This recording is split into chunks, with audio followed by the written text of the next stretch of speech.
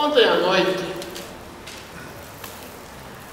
nós tivemos, pelo menos eu penso que foi, uma agradável reunião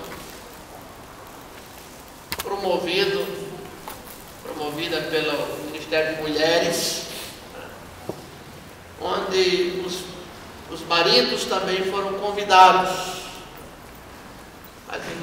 Os irmãos devem ter recebido por e-mails, né? Mas nós tivemos um encontro agradável. Eu fui convidado para falar, e como era Dia dos Pais, trouxe o assunto. Sem dúvida, as mulheres são as mais prejudicadas quando não tem uma referência positiva do pai.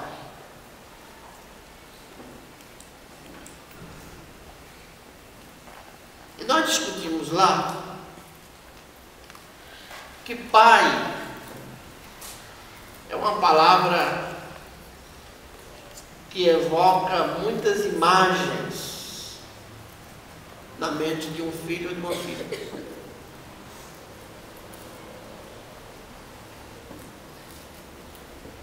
Eu não conhecia o pastor Risário, desculpa a referência, a não ser fotografia.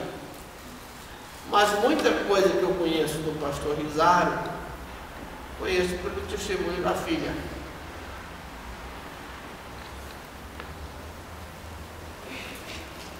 Que fala do pai sempre de uma forma positiva, mesmo sendo filha de pastor, que muitas vezes é um sacrifício dividir o pai com tanta gente.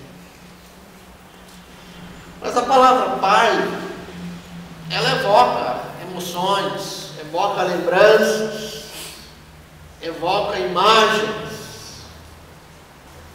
E isto é um grande desafio para nós. Porque eu sei, Deus me deu a graça de conhecer, de estudar, de levar mais além aquilo que eu recebi dos meus pais, que eu acho que, de certa forma, nós temos por obrigação entregar aos filhos uma vida já um passo além daquilo que nós recebemos. Algo de estranho quando queremos retroceder a vida para trazer os filhos para a nossa história, que era a nossa história, quando a nossa função, a nossa obrigação, depois de tanto tempo ouvindo o Evangelho, conhecendo o Evangelho, é levar os filhos pelo menos um degrau além. Mas nós vimos ontem que ser pai, a paternidade, é um chamado espiritual muito sublime.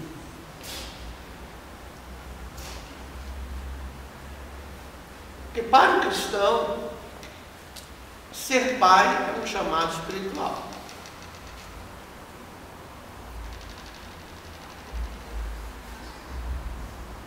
Eu quero convidá-los a abrirem suas Bíblias, não vou me alongar, diz o irmão Josué, sem delongas.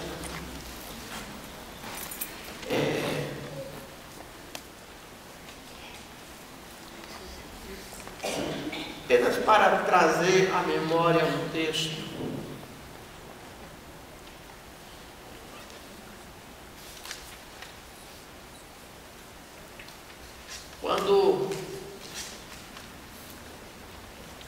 Quando eu penso no meu pai, eu trago várias imagens.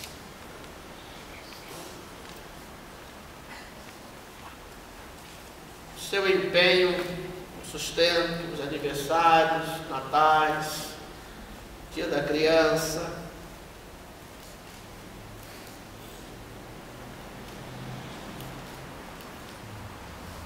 compra de livros.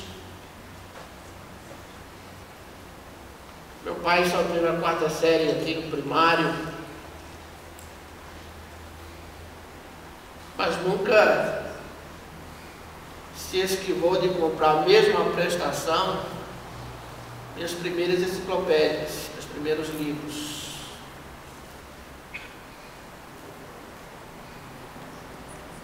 E eu sou grato a Deus por isso. Eu sei como ele conseguia manter a família. 4 filhos, escola, material escolar. Numa época que não íamos para a igreja de qualquer jeito,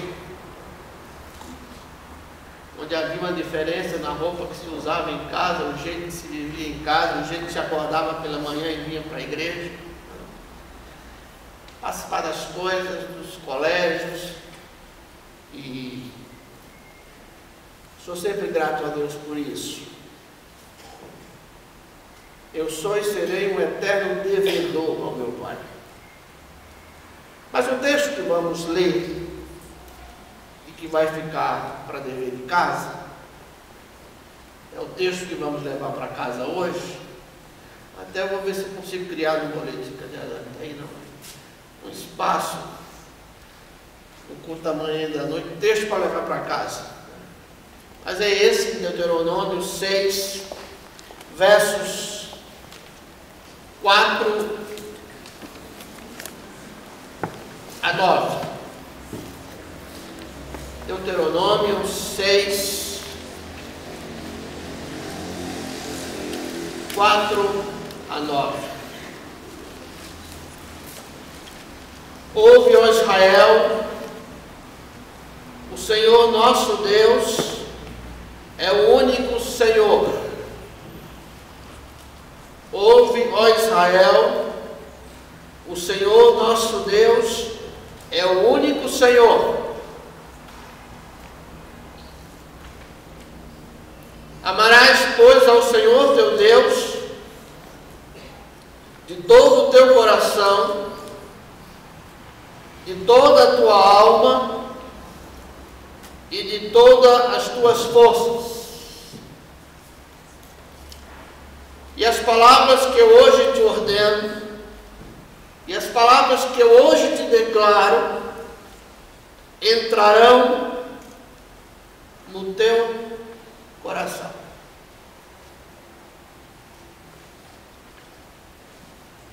O que é que precisa estar no nosso coração de pai? Nós vimos ontem, na classe que nós comentamos, que um pai, você que ainda é solteiro, solteira, pode pensar nisso. Nós como pais, com toda essa luta que temos na vida, nós precisamos marcar presença física, presença emocional, presença intelectual.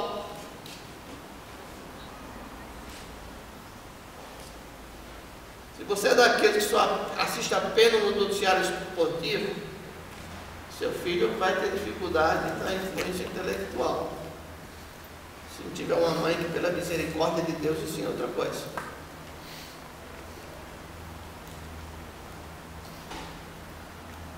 Como pais, pai, é um desafio. Eu dizia na classe, cada palavra que eu falo, eu fico repensando em mim mesmo. Eu preciso marcar a presença física, presença emocional, presença intelectual e presença espiritual.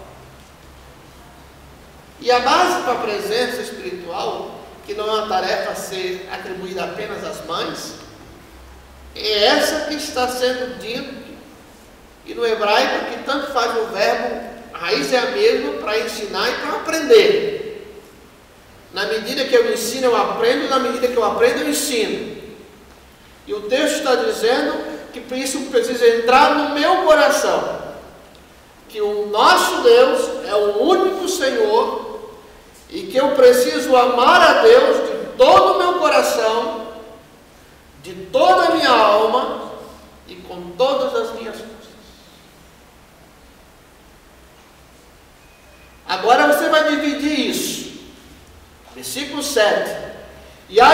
ensinarás aos teus filhos.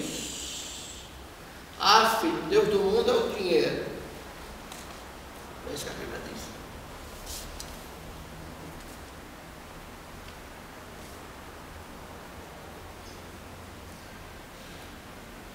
E as ensinarás aos teus filhos, e delas falarás sentado em tua casa, e andando pelo caminho, ao deitar-te e ao levantar-te, e também as atarás por sinal na tua mão, e serão por frontais entre os teus olhos, e as escreverás nos umbrais da tua casa e nas tuas portas.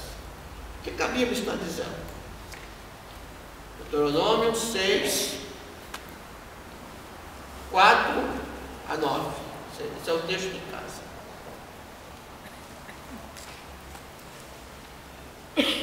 Que eu preciso partilhar com os meus filhos, ensinando e vivendo e ensinando, que ele precisa amar, que é importante que ele ame. Veja a força disso, irmãos. É importante que ele ame a Deus de todo o coração, de toda a alma e com todas as forças. Meu irmão, se eu consigo plantar essa semente no meu filho, porque primeiro está no meu coração, senão é retórica.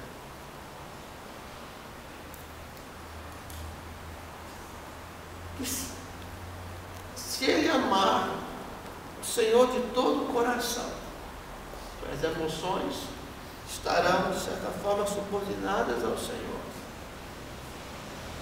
Todo o entendimento e com todas as suas forças. Como será a vida do meu filho?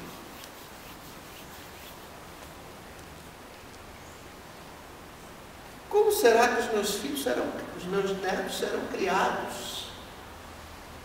E o que os meus netos receberão para criar os seus filhos, que criarão bisnetos? Por isso o Senhor diz: ouve, ó Israel, falava aos pais, porque era tarefa dos pais. Hoje nós terceirizamos tudo.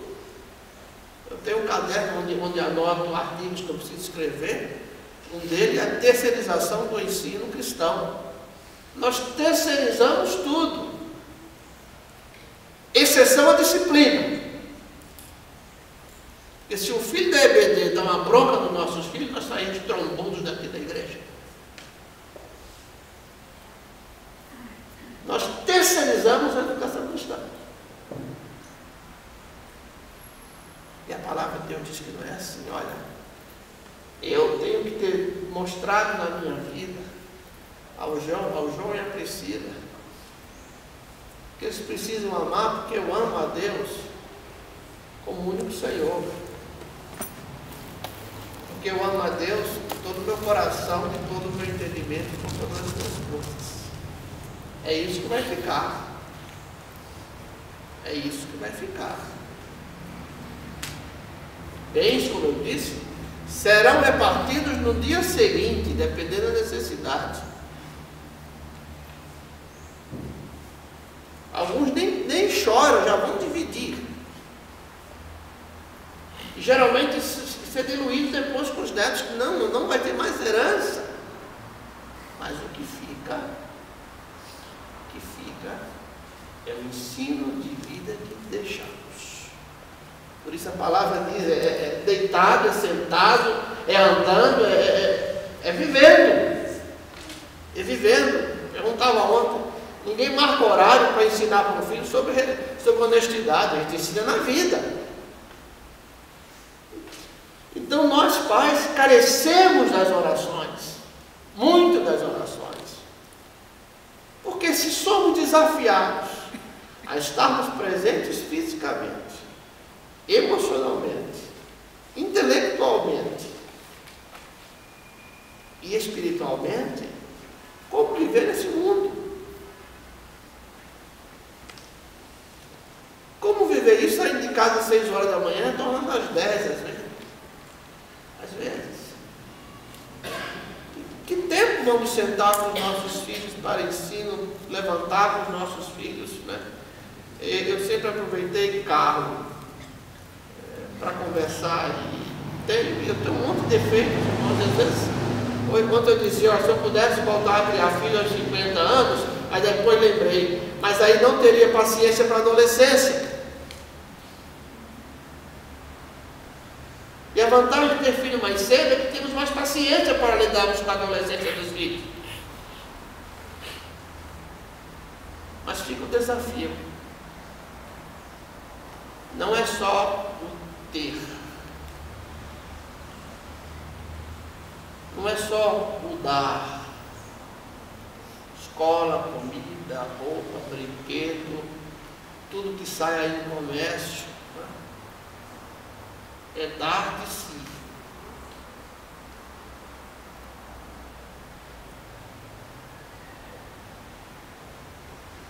Dar de si. Quem dá de si, o menor que seja o tempo, esse tempo fica. Porque nós vivemos de frases, né? Chega um tempo que vem a memória, são as frases, são as experiências, são o momento. É como se aquele médico, meu pai me fez levar e devolver a bolinha de papel. Mas o que é uma bolinha de papel? O problema não é uma bolinha de papel, é que ele tirou sem pedir.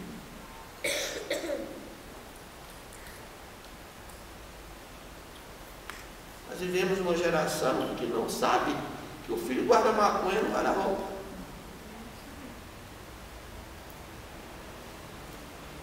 E aí diz, eu dei tudo. Não, não deu tudo. Não deu tudo. Não demos tudo. O grande desafio é dar de si mesmo. E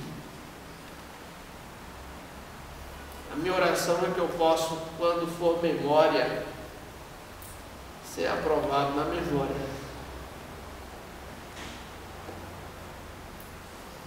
No dia que eu for memória,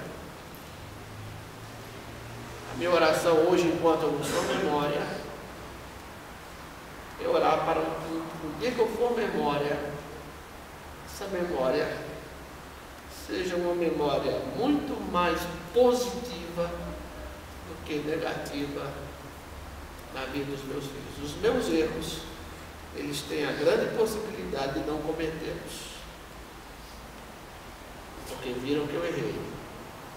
Mas os meus acertos, eles serão abençoados se buscarem na vida aquilo que a memória registrou como acerto. Que Deus nos ajude e possamos, inclusive, sermos pais espirituais, né? Não só dos nossos filhos, mas aqueles que a quem ouvimos, o Senhor é meu pai ou minha mãe espiritual, dependendo da situação, mas que possamos entender isso. Fiquemos em pé e cantemos